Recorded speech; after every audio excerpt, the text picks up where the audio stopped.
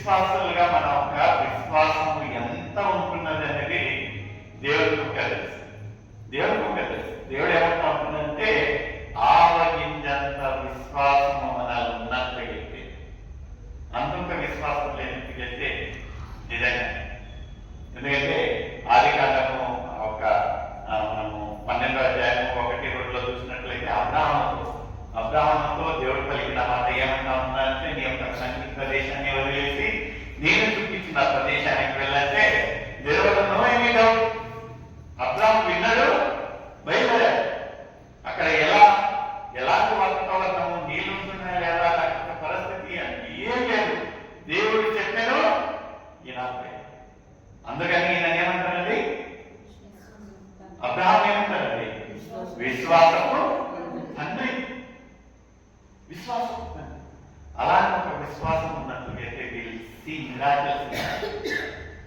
ఎందుకు మన ఒక జీవితాలలో ఇలాంటి ఒక సమస్యలు, ఎందుకు మన ఒక జీవితాలలో ఎదుగుదల లేదు, ఎందుకు మన జీవితాలలో ఆశీర్వాదాలు లేవంటే మనలో కొరత ఉండేది ఏముంటుందంటే విశ్వాసం. ఒకరోజు విశ్వాసం ఎంత గొప్పదనేది నేను ఒక చిన్న ఉదాహరణ చెప్తాను. ఒక అబ్బాయి జాన్ అని ఒక మెడికల్ క్యాంప్ లో అతను ఎప్పటికీ పొద్దున్న నుంచి సాయంత్రం వరకు దేవుడిలోనే ఉండేవాడు, చదివేవాడు, బైబిల్ చదివేవాడు, ధ్యానించేవాడు, ప్రార్థించేవాడు. చాలా గొప్పగా. మనలో ఒక గొప్పతనం ఏంటంటే మనం చెయ్యము, చేసేవాడిని ఓరవలేము కదా. వాళ్ళు అక్కడ ఉన్న చుట్టుపక్కల వాళ్ళ క్యాండిడేట్స్ ఏమంటారంటే, ఇతనే పెద్ద భక్తులుగా తయారైంది, పొద్దున్న లేస్తే బైబిల్ పెట్టుకుంటాడు, ప్రార్థన అంటాడు, ధ్యానిస్తా ఉంటాడు. ఇతన్ని ఒక ఆట పెట్టియాలని వాళ్ళందరూ కలిసి ఏం చేశారంట, వాళ్ళ ఆఫీసర్ దగ్గరికి పోయి చెప్తారంట, అయ్యా నీకు తెలుసా ఒక జాన్ ఏం చేస్తాడో, పెద్ద భక్తుడు అంట, పొద్దున్న లేస్తే రాత్రి వరకు దేవుని యొక్క ధ్యానం, ఎంత విశ్వాసం అంటాడు, ప్రార్థిస్తాడు, అది ఇది చేస్తాడు. ఈరోజు అతన్ని మనం ఆట పెట్టాలి అన్నట్లు అయితే ఈయనకు ఆఫీసర్ కనిపించింది.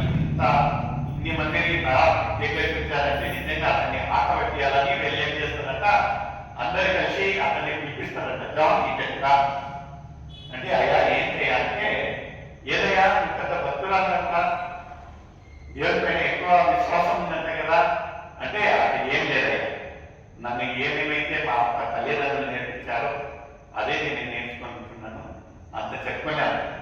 నిజంగా నువ్వు సేవించే ఒక దేవుడు గొప్ప దేవుడు అని వీళ్ళందరూ చెప్తా ఉంటున్నారు. ఈరోజు నీకు ఒక చిన్న టెస్ట్ పెట్టబోతా ఉంటున్నాను. ఏంటయ్యా టెస్ట్ అంటే, ఏం లేదు, అక్కడ నుండి జీపును తీసుకుని వచ్చి నువ్వు ఇక్కడ పార్క్ చేయాలి. ఏంటంటే అక్కడ ఉండే ఒక జీపును తీసుకుని వచ్చి ఇక్కడ పార్క్ చేయాలి. పార్కింగ్ చేయాలంటే అతను అంటాడంట, అయ్యా నాకు డ్రైవింగ్ రాదయ్యా.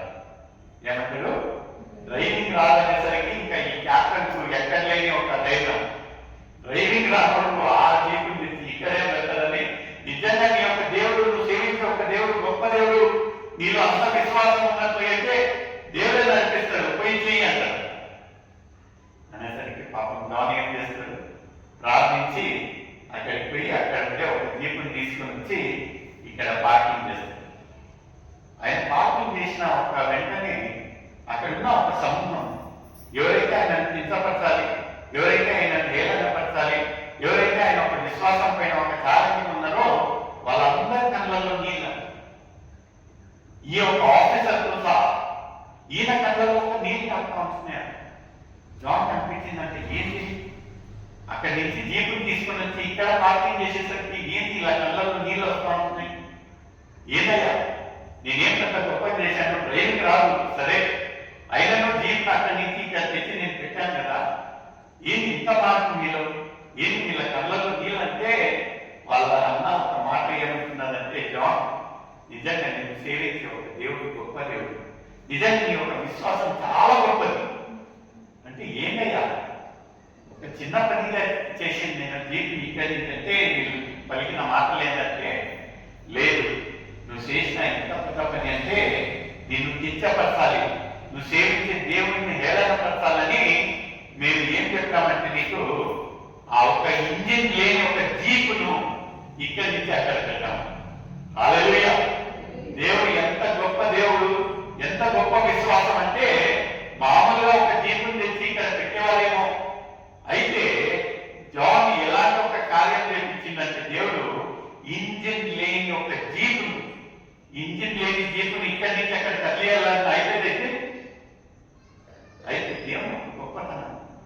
ఆయన పైన ఉన్న ఒక విశ్వాసం ఎంత గొప్పదంటే ఇంజిన్ లేని ఒక జీప్ ఇక్కడి నుంచి అక్కడికి అలాంటి ఒక విశ్వాసం మనకు ఉండాలి. ఆదివారం అందరం గుడ్డులకు వెళ్తాం, ఎక్కడ కూటాలు ఉన్నామో ఫస్ట్ మనమే. అయితే ఎలా ఉంటున్నారు మనకు విశ్వాసం? ఎలా ఉంటున్నారు ఒక ప్రశ్న నీకు.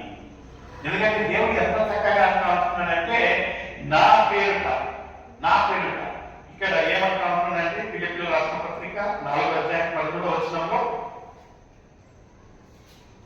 ఫిలిప్పీయుల రాసిన పత్రిక 4:13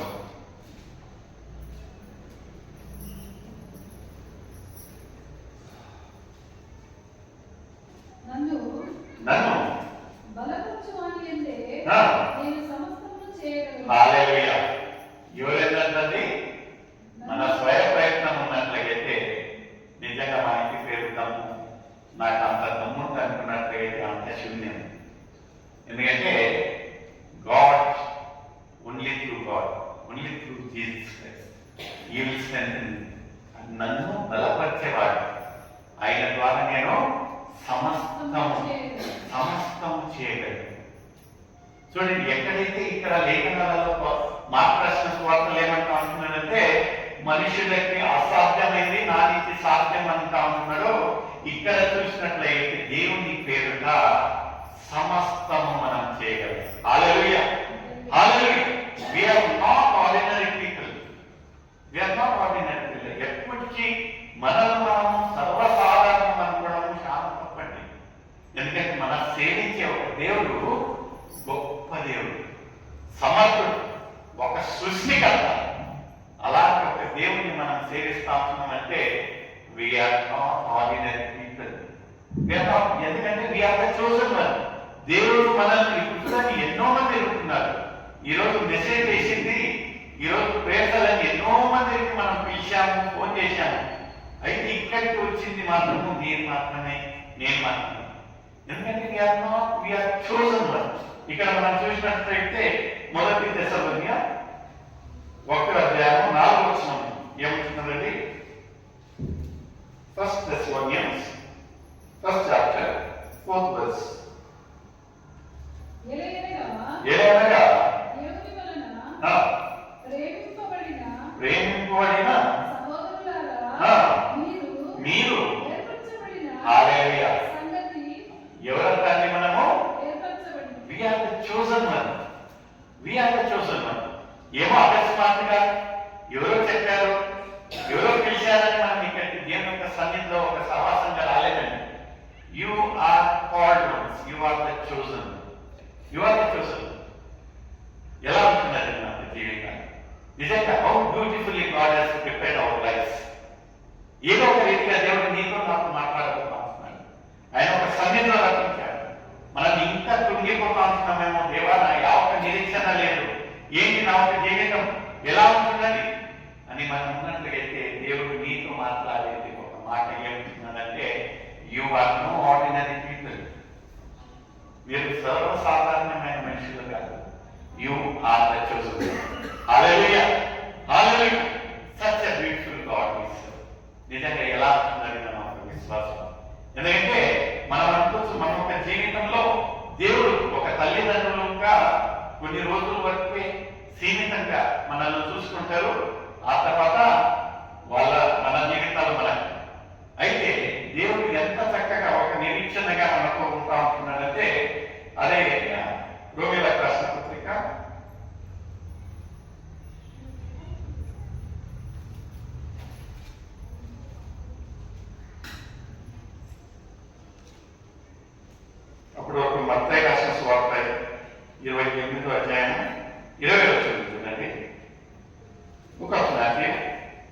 28th chapter, 20th verse.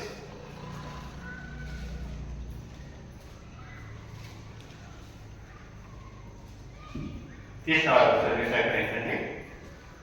నేను నీకు ఏ సంగతులను ఆజ్ఞాపించిందో వాటన్నిటిని బయటపడాలని వారికి బోధించుడి. ఇదిగో నేను యుగ సమాప్తి వరకు సదాకాలం మీద కూడా ఎవరో మన పక్కన ఉన్నట్లయితే మన యొక్క జీవితాలు సాఫీగా చక్కగా ఉంటాయనేది కాదు. అన్నిటకు ఒక దేర్ ఇస్ లిమిటేషన్. ఇంతవరకు మన యొక్క తల్లిదండ్రులతో మనం ప్రయాణం చేస్తాం, ఆ తర్వాత మన భార్యలతోటి మన పిల్లలతోటి ప్రయాణం చేస్తాం. ఆ తర్వాత there will be one certain point, అలాంటి ఒక క్షణం వస్తుంది ఎక్కడైతే మనము ఒంటరిగా అయిపోతాం మన జీవితాలు. అయితే ఎవరు చేయి విడిచినని ఒక చక్కటి పాట చిన్నప్పుడు సండే స్కూల్లో ఏమంటున్నదండి, ఎవరైనా చేయి విడిచినా కదా. ఇక్కడ లేఖనాలలో ఏమంటా ఉంటున్నారంటే యుగ సమాప్తి వరకు till the end of the days of your age God is going to lead. ఎంత చక్కటి మాట. చదువు బాబు మరొకసారి. నేను మీకు ఏ సంగతులను ఆజ్ఞాపించుతున్నో వాటన్నిటిని గైకొనవలెను బోధించుడి. ఇదిగో నేను యుగ సమాప్తి వరకు సదాకాలం మీతో కూడా ఉన్నానని చెప్పాను. Beautiful encouraging words. ఎంత ఆదరించే ఒక మాట. మనం ఎప్పటికీ అనుకోకూడదు ఎవరో చనిపోయారు ఇంకా నా ఒక జీవితం శూన్యం. ఎలా నా ఒక జీవితం అంటే దేవుడు ఒక సృష్టికర్త సృష్టితో మాట్లాడే ఒక మాటలు ఏమంటా ఉంటున్నాడంటే నేను నిన్ను యొక్క ఎండ్ ఆఫ్ ద డేస్ అంటే యుగ సమాప్తి వరకు ఏం చేస్తాడంటే దేవుడు నీకు తోడుగా. భయపడకుడి నేను నీకు విషయాలు చూసినట్లయితే ఎంత చక్కటి మాట. ఆ ఒక మాట భయపడకుడి అనేది 365 సార్లు లేఖనాలలో రాసినట్టు చెప్తా ఉంటాడు. అంటే సంవత్సరంలో ఉంటే 365 రోజులు ప్రతిరోజు దేవుడు నీతో పలికే ఒక మాట ఏమంటా ఉంటుందంటే బిడ్డ భయపడకు, నేను నీకు తోడుగా. అయినా మనకు లోకరీతిగా ఏం చేస్తామంటే పేతురులాగా దేవా నేను ఒక నీటి పైన నడుస్తానని ఒక 4 అడుగులు వేసిన తర్వాత విశ్వాసంలో ఎక్కడ చూస్తామో కింద చూసిన తర్వాత మన జీవితాలు కదిలింపబడతాయి. నిరీక్షణతో మనం దేవుని వైపు చూస్తూ మన ఒక జీవితాలను మనం దేవునికి అప్పగించినంటే there is no anything that can separate you and God.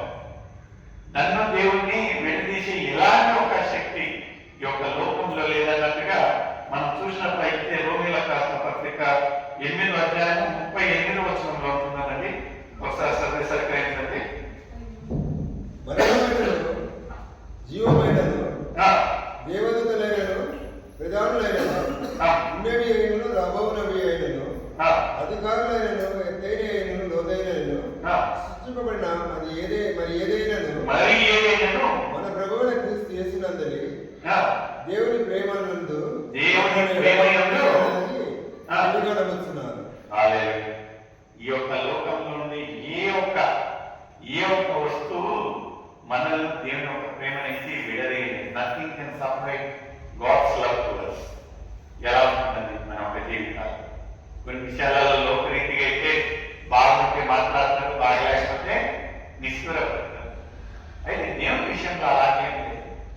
దేవుడు ఏమంటా అంటున్నాడంటే నిన్ను ఈ యొక్క before the foundations of the world అంటే ఈ యొక్క అర్త్ ఫౌండేషన్ చేయకన ముందు అంటే ఈ యొక్క భూమి పునాదులు వేయకన్నా ముందే నేను నిన్ను ఏర్పరుచుకున్నాను. Have chosen you.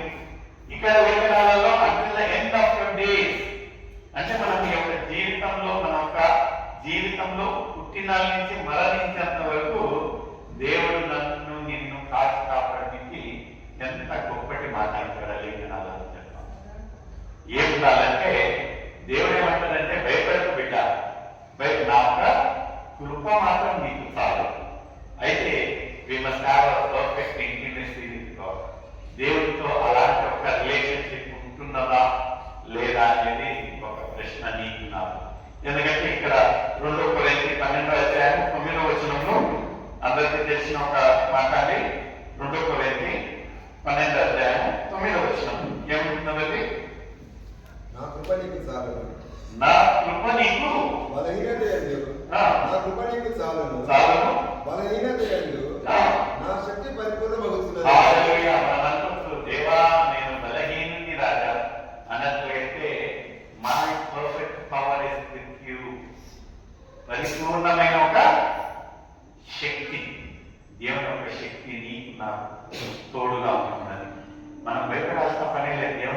కృప మనతో ఉంటున్నది.